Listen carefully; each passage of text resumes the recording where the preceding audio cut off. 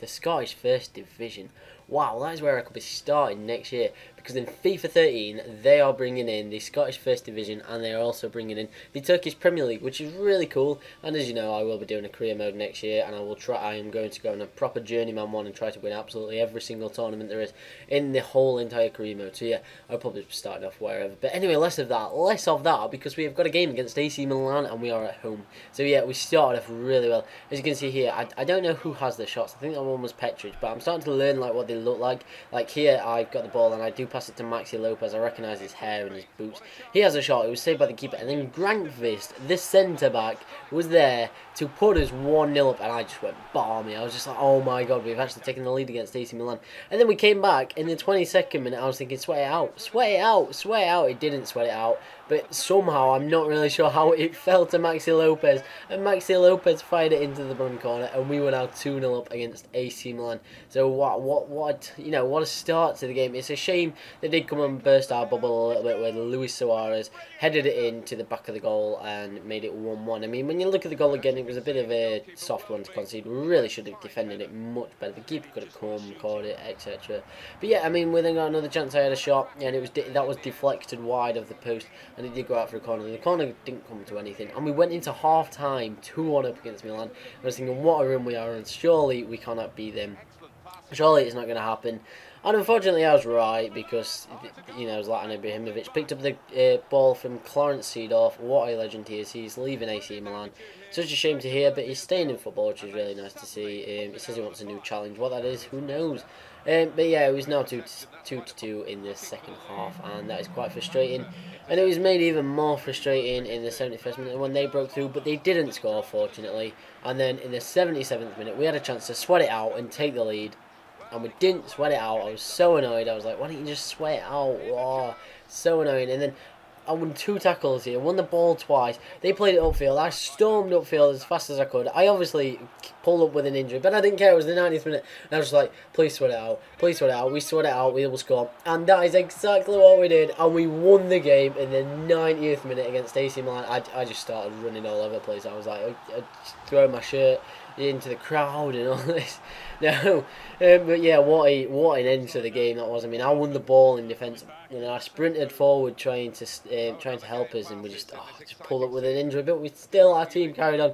We managed to get the win, 3-2 over AC Milan, and what a game it was. As you can see, I picked up man of the match with a 7.9 rating, which was really good, and we absolutely dominated them. I mean, like, we had double the shots, we had more shots on targets, we played really, really well, and we deserved the 3 points. So yeah, I was rested against Torino. I am not injured, don't worry about that. I was just rested against Torino, and I was thinking, please get the 3 points. We got the 3 points, and I think we were like top of the league, second in the league or something around this stage. I was thinking, yes, let's see if we can actually get Champions League, or possibly even a title. So we went into the game against Brescia, and I was thinking, come on, we just need to get the 3 points, get on a real great run, and this will be our season.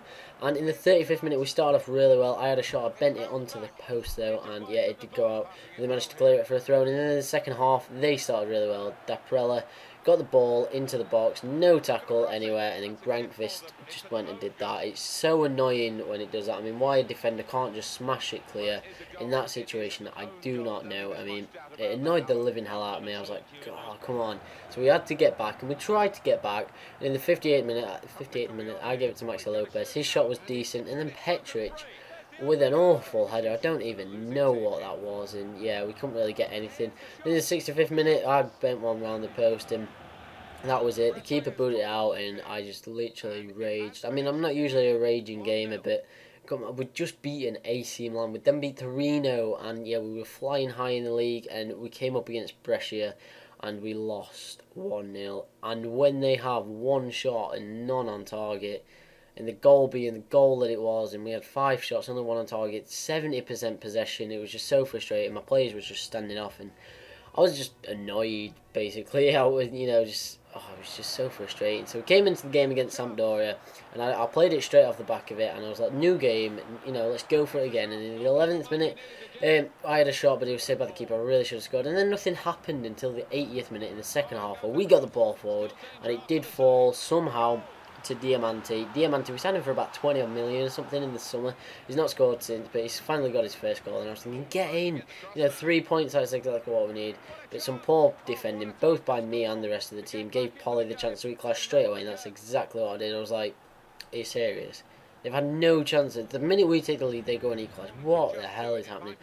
Which is not good enough at the minute for Champions League or anything like that. But just as I said that, I did win the corner, and yeah, it was a great long busting run down the wing, and then obviously I got tackled by the defender. Went out for a corner, and Caladazi, I'm not really sure who scored the goal. Well, I know who scored the goal, just don't really know how to pronounce it. He won the header and put us into the lead, and that is how the game finished. It finished Genoa 2, Sampdoria 1. All the action coming in the last 10 minutes, and yeah, we somehow managed to squeam out, squirm out the 3 points there. And as you can see, I didn't pick up man of the match, but I was the best player in our team, getting a 7.1 rating. And yeah, I mean, we really need to stop beating teams more comfortably when we have that many shots. And okay, we had a little possession, but we need to start playing a bit better if we are going to actually make a chance of winning the league or possibly Champions League or something like that. So yeah, came into the game against Chiva, which is the last game of this episode. I made it for 4-game episode for you guys because I know I've not done one of those in a while, and I had the time to record. I'm almost done with college, guys. What a great news to hear. And yeah, this was a very, very average game. I mean, as you can see, we had a chance at the start. They then had a chance. We had another chance from Max de Lopez, but he fired it past the post. And it finished there, and then Chivo Verona 0, Genoa 0, which again was really frustrating. We cannot be dropping points like this. I mean, we need to be taking chances. We need to be more clinical, and yeah, it just wasn't great at all. As you can see, the team was just very average. I mean, when you look at the stats, okay, we've got we had more chances, but we're just hopeless up front a little bit now. I mean, okay, we scored what was it, 3 goals or something against AC Milan. Apologies if you can hear that the telephone's going.